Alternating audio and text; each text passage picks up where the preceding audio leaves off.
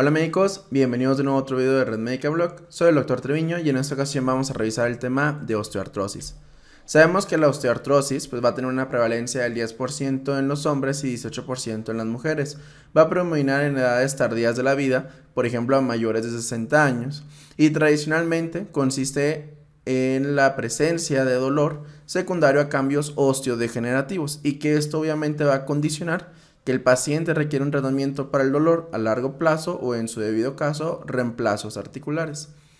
Para poder entender toda esta patogénesis es importante reconocer que es parte de los procesos degenerativos y que no solamente es un proceso aislado de la articulación, sino que engloba todos los procesos secundarios a la degeneración propia del cuerpo humano, incluyendo todo lo que es referente a la aterosclerosis, las enfermedades como la enfermedad de Alzheimer, etcétera, etcétera, etcétera, que son procesos crónicos secundarios al envejecimiento del cuerpo humano. Su fisiopatología, pues, se integra tanto un ambiente biomecánico hostil con factores modificables. Estos factores modificables, pues, obviamente van a ser el sobrepeso, diabetes, hipertensión, otros factores de riesgo cardiovascular, otros factores de riesgo de inflamación crónica, pero no solamente se queda ahí, sino que también hay variantes anatómicas que permiten o predisponen el desarrollo de esta enfermedad, como la displasia de cadera, los pinzamientos femoroacetobulares y otras condiciones que se pueden llegar a presentar, por ejemplo la longitud de la extremidad, etc. Entonces, parte de esos factores que tenemos reconocidos, pues los factores funcionales puede ser la fuerza del cuádriceps y la actividad física de alta intensidad durante la adolescencia.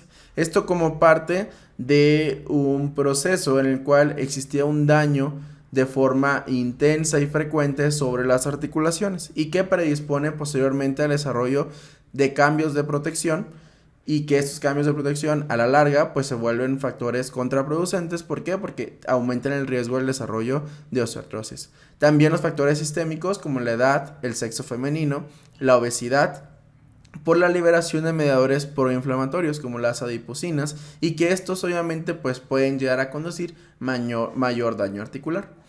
La presencia de lesiones previas como lesiones de los ligamentos cruzados o de los meniscos, también alteraciones en la distribución de las fuerzas intraarticulares, ya sea por falta de apoyo sobre una extremidad, por mala marcha, etc.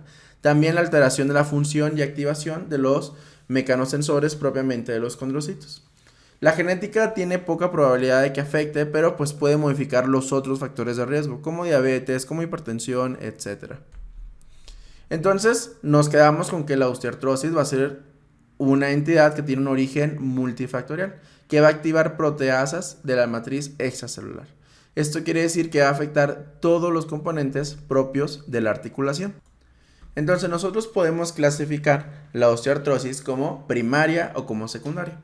Las primarias van a ser aquellas en donde no exista antecedente de lesiones o que no exista historial propiamente, y las secundarias pues pueden ser por diversas causas.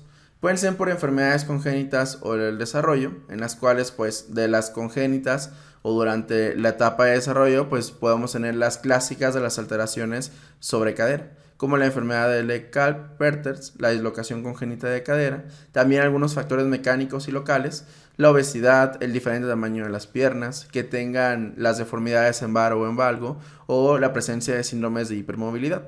De forma generalizada, pues las displasias óseas y algunas enfermedades metabólicas como la hemocromatosis, la enfermedad de Gaucher, la enfermedad de Ehlers-Danlos o alguna hemoglobinopatía. Puede también ser secundaria o predisponer por el desarrollo de enfermedades de depósito de calcio, como las artropatías por hidroxiapatita, las destructivas o por pirofosfato cálcico. También pueden ser por un origen postraumático, porque tengan algunas otras enfermedades del hueso y la articulación, como las necrosis vasculares, las osteopetrosis, las osteocondritis, las artritis gotósica, séptica, etc., ¿no? O algunas enfermedades generalizadas o sistémicas, como diabetes, acromegalia, hipotiroidismo, hiperparatiroidismo, etc.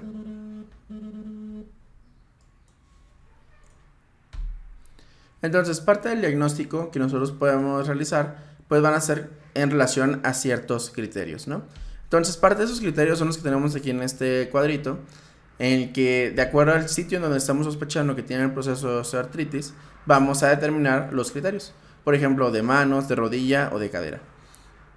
De manos, pues donde yo lo que quiero que se centren siempre es en la presencia de dolor o de rigidez, pero que este dolor o rigidez pues no va a ser persistente, ¿no? O sea, este va a durar usualmente menos de 30 minutos, como lo mencionan aquí en los criterios de la rodilla. ¿Esto por qué? Porque en algún momento del examen te pueden llegar a poner que diferencies entre la presencia de artritis reumatoide y de osteoartrosis, ¿no? Porque al final de cuentas, algunas de esas enfermedades puedes tú tener las dudas de que si son o no son muy similares. Entonces, parte de los criterios de osteoartritis de manos, pues lo primero es que tenga dolor, molestia o rigidez de las articulaciones, más algunos de los siguientes, ¿no? Que tenga hipertrofia articular de consistencia dura de 2 o más de 10 de las articulaciones seleccionadas, interfalángicas distales y proximales en el segundo y tercer dedos, en el primer carpo metacarpal de ambas manos. También que tenga menos de 3 metacarpofalángicas inflamadas y que tenga alguno de estos dos criterios, ¿no? Que tenga hipertrofia articular de consistencia dura en 2 o más interfalángicas distales o que tenga deformidad de 2 o más de las 10 articulaciones seleccionadas comentadas previamente, que son en este inciso. La osteoartritis de rodilla va a ser la presencia de dolor articular, obviamente, más 3 de 6 de las siguientes. Más de 50 años, una rigidez menos de 30 minutos, que tenga crepitación ósea a los movimientos activos, que tenga dolor a la presión sobre los márgenes óseos de la articulación, que tenga hipertrofia articular de consistencia dura y que tenga ausencia de signos evidentes de inflamación. Mientras que la de cadera va a ser la presencia de dolor más osteofitos acetabulares en alguna radiografía, que tenga una BCG menos de 20 milímetros por hora y que tenga disminución del espacio articular coxofemoral. Entonces, parte de estos datos clínicos que nosotros podemos llegar a evidenciar es la presencia de dolor articular que va a empeorar con la actividad del paciente. También que tenga una rigidez articular, pero que ésta sea menor de 20 minutos. Que tenga rigidez posterior a la inactividad con mejoría del dolor. Que tenga crecimientos óseos concrépitos y que tenga edema de tejido periarticular y que puede o no presentarse con derrame.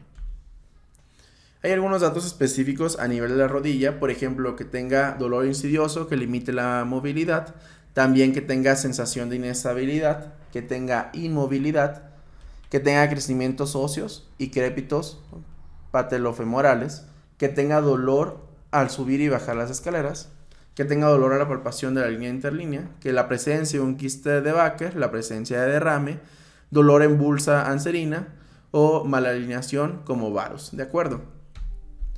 Algunos datos de otros sitios, pues a nivel de la cadera, nosotros podemos tener dolor poco específico que puede estar presente en la cadera, en el glúteo, en la región lumbar o en la rodilla ipsilateral. También en la rotación interna de la cadera pues va a estar limitada. Y en la mano pues tenemos los característicos, ¿no? Los nódulos de Heberden y los nódulos de Bouchard. Eso es importante también reconocerlos porque también son preguntas clásicas que les pueden llegar a realizar. En la columna pues podemos tener varios datos clínicos también como las degeneraciones facetarias, la presencia de osteofitos y las degeneraciones discales, la presencia de datos como radiculopatías. También a nivel cervical puede haber predominio de estas lesiones, principalmente S6 a C7, y recordar que estas son inervaciones propiamente del hombro, del tríceps y del antebrazo. A nivel lumbar puede haberse afectado al momento en que el paciente trata de inclinarse hacia el frente y presenta dolor, ¿no? Pues esto en secundario a ¿qué? A la compresión de la raíz afectada. A nivel del hombro, que también se pueden llegar a presentar, pues puede haber estrechamiento de las articulaciones acromioclaviculares o esternoclaviculares. También la lesión del manguito rotador pues va a predisponer a la misma y se tiene que hacer el diagnóstico diferencial propiamente con la osteoartrosis cervical. ¿Por qué? Por la inervación que comparten en ambos sitios. En otras articulaciones se pueden llegar a presentar, es menos común, puede ser en el codo, en el tobillo, en el pie y también en la articulación temporomandibular. Igualmente se va a presentar con dolor y con rigidez. Entonces el diagnóstico pues va a ser un abordaje clínico, radiológico, del líquido sinovial y biomarcadores. El clínico ya lo comentamos ampliamente, radiológico pues nos sirve para escribir otras patologías que puedan estar desencadenando la causa del malestar de nuestro paciente. A la evaluación del líquido sinovial pues la utilidad pasa a ser a descartar un probable o descartar un proceso séptico, por ejemplo, usualmente vamos a encontrar aquí menos de 2000 leucocitos, y también para descartar otras afecciones concomitantes, por ejemplo, la presencia de algunas artropatías por microcristales, etcétera. Los biomarcadores, pues realmente su uso está poco extendido, no es de utilidad de la práctica clínica y pues solamente es con fines de investigación. Entonces, en la radiografía convencional, lo más importante de esto es que tú tienes que ver o buscar de forma dirigida estos hallazgos: la presencia de osteofitos, la presencia de estrechamiento del espacio articular, la presencia de esclerosis y la presencia de quistes subcondrales. Lo más clásico que se observa en esta radiografía pues es que se evidencia la presencia de esclerosis y también se evidencia la presencia de disminución del espacio articular. Existen muchas escalas, pero pues realmente ninguna tiene utilidad. Sin embargo, la que te van a preguntar sí o sí en tu examen va a ser esta, la de Kellgren-Lawrence. Esa sí te la van a preguntar. ¿Por qué? Porque al final de cuentas es una de las escalas que viene en la guía de práctica clínica y pues obviamente es una escala preguntable. Entonces, esta escala vamos a tener 5 grados de 0 al 4. El 0 es ausencia de osteofitos, pero tiene la clínica tu paciente. El 1 es que tiene un estrechamiento dudoso del espacio articular con posibles osteofitos. El 2 ya existe posible disminución del espacio articular, pero ya son presentes los osteofitos. Entonces, el grado 2 es donde ya están presentes sí o sí. En el 3 ya existe estrechamiento del espacio articular y puede haber leve esclerosis. Se pueden deformidad los extremos de los huesos. Y en el 4 ya hay una marcada disminución del espacio articular, abundantes osteofitos y la esclerosis ya es grave. Y esto se puede o no acompañar de deformidad de las extremidades de los huesos. Entonces aquí tenemos la presencia de las clasificaciones del 1 y al 4. Recuerda que el 0 es el que no tiene nada. Del 1 pues aquí podemos evidenciar la presencia de probables o posibles osteofitos, y ves en estas flechitas el espacio articular nos evidencia que se ha totalmente disminuido. Acá en esta otra pues ya vemos marcadamente un osteofito, es esta flecha blanca que está de este sitio, ya se empieza a ver una leve disminución del espacio articular conforme a otras radiografías, sin embargo aún no está totalmente. En esta otra, pues ya se evidencia la disminución del espacio articular claramente, ya hay osteofitos en estos dos sitios y ya se empiezan a evidenciar datos de esclerosis de forma leve, ¿no? Ya en esta otra el espacio articular ya está totalmente marcado, ya tenemos osteofitos muy gigantes y pues la esclerosis que se evidencia pues ya es mayor en estos pacientes, ¿no? Importantísimo lo que te van a preguntar, o lo que yo usualmente he visto que preguntan es esta. El grado 3, en donde ya la disminución del espacio articular es notable, y el grado 2, en donde ya hay presencia de osteofitos de forma notable, ¿no? Son las que suelen preguntar.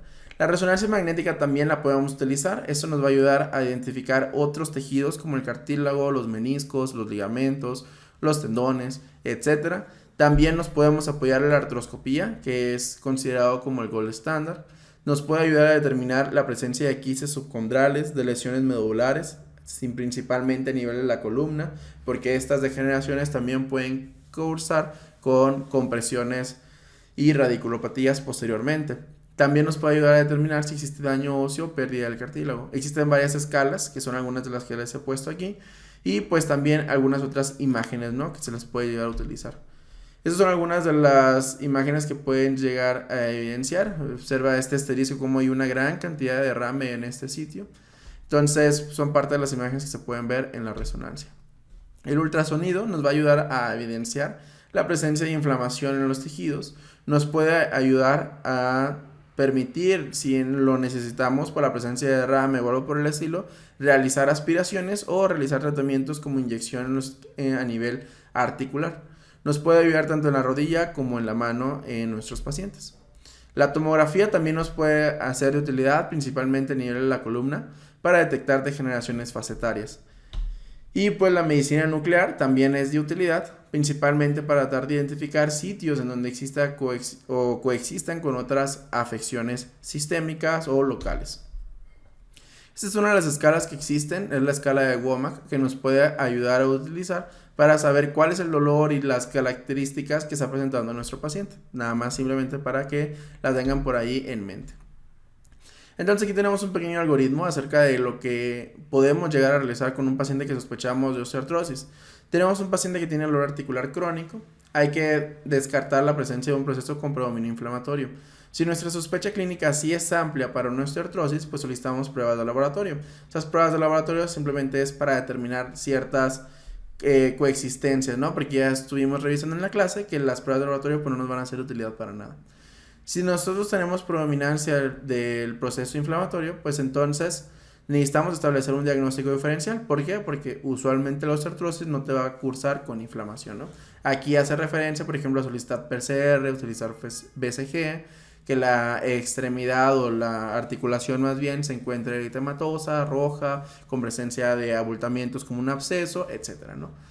Si no es el caso, no está inflamatorio, pero si tiene dolor articular de forma crónica, solicitamos una radiografía para tratar de utilizar la clasificación que abrimos previamente. Si tiene alteraciones radiográficas, pues entonces tenemos diagnóstico de OA y vamos a dar el tratamiento de forma dirigida, ¿no?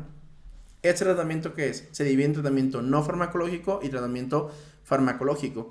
El no farmacológico, pues al final de cuentas son ejercicios de bajo impacto, nadar, bicicleta estática, que el paciente pierda al menos el 10% de su peso, y también se les puede dar las terapias, sin embargo no son ampliamente recomendadas, como la acupuntura, termoterapia y la estimulación eléctrica. Ya va a depender obviamente de cada paciente. El pilar no farmacológico pues es la pérdida de peso y mantener la articulación de forma activa con ejercicios de bajo impacto. El tratamiento farmacológico pasa a ser un tratamiento pues obviamente con analgésicos, ¿no? Porque al final de cuentas es lo que le está produciendo el daño al paciente. Se les puede dar de primera línea analgésicos tópicos y paracetamol. Recuerda que la dosis máxima son 4 gramos al día, no más de eso. AINES y COXIPS. También se les puede dar, sin embargo, hay que valorar comorbilidades y antecedentes. Por ejemplo, las hemorragias del aparato digestivo. Y en estos casos existe, por ejemplo, si tu paciente ampliamente va a requerir el uso de AINES o de COXIPS, pues tú puedes emplearlo de forma concomitante con inhibidores de bomba de protones. Los opioides no se recomiendan, se les puede dar a los pacientes, por ejemplo, hay combinaciones de paracetamol con tramadol, sin embargo no son ampliamente recomendados. La duloxetina también se puede llegar a utilizar, principalmente cuando son varias articulaciones las que se encuentran afectadas. Otros que puedes encontrar por ahí en todos lados son los sulfatos de condroitina y los glucosaminoglucanos. Estas cosas no sirven para nada realmente, pero pues se pueden llegar a utilizar. Más que nada porque ahí tienen ciertos efectos superiores al placebo, pero son muchos estudios secundarios al uso de farmacéuticas y demás. Entonces estas cosas recuerda que no sirven para nada y solamente las das para estar haciendo azar a tu paciente. Tratamiento farmacológico, pues se les puede realizar el tratamiento con inyecciones intraarticulares de corticoides. Estos, recordar que sí mejoran la sintomatología del paciente, el efecto dura de 3 a 4 semanas, pero propician el desgaste de la articulación.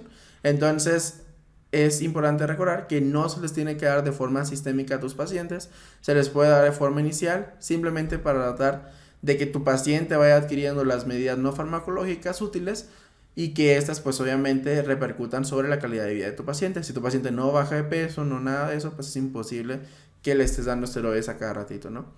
También se les puede dar inyecciones de ácido hialurónico intraarticulares, sin embargo el beneficio es mínimo y clínicamente es irrelevante, entonces hacerlo también es hacer gastar a tu paciente nada más, ¿no?